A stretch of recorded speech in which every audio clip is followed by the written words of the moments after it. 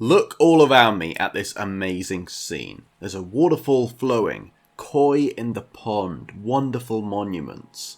Such beauty can only be found in Japan. Is what you might be thinking, but by taking a few short steps you'll see that we emerge to something that isn't like Japan at all, as this is in fact the Kyoto Garden nestled away in London's Holland Park. You see, London is home to many Japanese secrets scattered around the city, and each is worth discovering. They don't all quite match the real thing, but if you're in London and want to experience Japan, you could do worse than visiting these 5 places. Number 1, Kyoto and Fukushima Garden. Yes, I'm going back here right away because there's nothing quite like it so central to London. The garden is nestled away and easy to miss, but if you know what you're looking for, you'll find the numerous other people who also know the secret. You'll find koi in the ponds, peacocks on the prowl, and a seemingly famous waterfall, as everyone who walked by had to take at least a dozen pictures with it. Myself included, of course. God, that's awful. I won't spoil all the features, so you can explore yourself. But I will say it's deceptively small, and if you were in a rush, a few minutes could let you do a lap and leave. But it's a great place to sit down and take in the world, temporarily transported to another land. Number 2, Japan Center.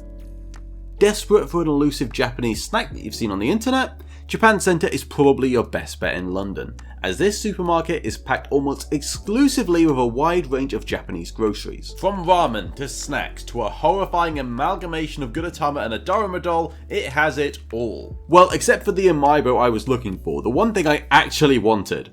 I settled for these instead after a Japanese woman insisted, "Kore mite," only to realise that they weren't even a Japanese import when I saw them in the corner shop I next went in. But that's a mark on me and not the Japan Center. It's a great place to look around, get some food, whether to eat in or to take some snacks away. It's bang in the centre of London, near Soho, just a little bit off the beaten path, so if you spare an extra minute from Leicester Square, you'll find yourself making a visit to see what they have. Number 3, Japan House, London.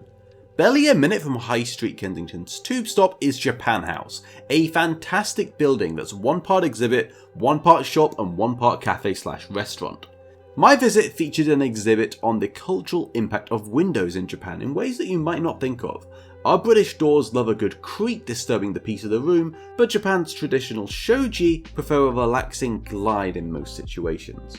The only part I couldn't film was some Sazai-san comic strips, which I'd heard about a lot before, but hadn't actually read any, and I was surprised that they were actually pretty good. They made me chuckle a bit. This particular exhibit will have rotated by now, as it ended in April 2022, but that means the next time I go to London, I'll be sure to see what else is on.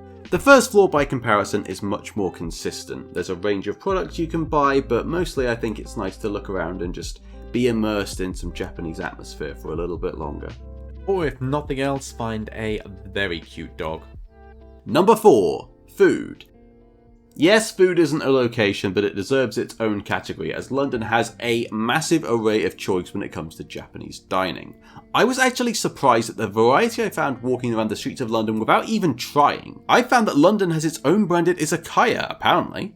London also has its own Koko Ichibanya restaurant straight from Japan. The same company, the same meals, well, not the same prices, as it's actually twice as much as its Japanese counterpart. But as you can see from outside, it had a massive queue that was too much for me to go in again, so it's clearly very popular. And if you want the authentic experience, this is a great place to try.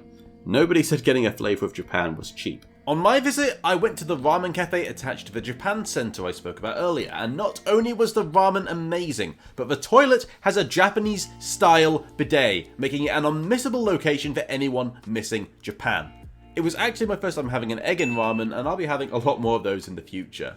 The drink I ordered as well was more pricey than I'd usually go for, but a nice change, and the atmosphere was just all around quite fantastic. Number 5. Okay, I'm cheating again. This isn't actually a singular place, but multiple. If you're looking for some products right out of Japan, London isn't flush with options, but you have a few nice choices. For Sanrio fans, Artbox is a must visit. It was closed when I visit, which shows how excellent I am at planning in general, but just from seeing the outside you can get an idea of what's inside. It's full of Sanrio goodies that you won't find a better range of anywhere else in the UK. Beyond that, Forbidden Planet has a massive range of both anime figures and manga if you're in the area, And if you want to go a little in the other direction, Camden Town has 2 Japan craft stores. One of which is basically entirely focused on anime and manga merchandise from Japan, and the other is focused on more traditional Japanese craft. These are different stores, but it's the perfect area if you want to be catering for both weebs and regular folk alike. And that about covers it. Clearly London is no Japan, but if you can't quite make it out and you're in the area, there's enough to tide you over. I filmed this video in March of 2022, waiting for the country to open, and went on this little trek around London myself. Kyoto Garden was the highlight, but the whole trip made waiting those extra few months for Japan to open up a little bit better. So might do you over until your trip as well. Thanks so much for watching this video of my past self. By now you'll have seen me in Japan a lot, and this is a nice little trip down memory lane for me.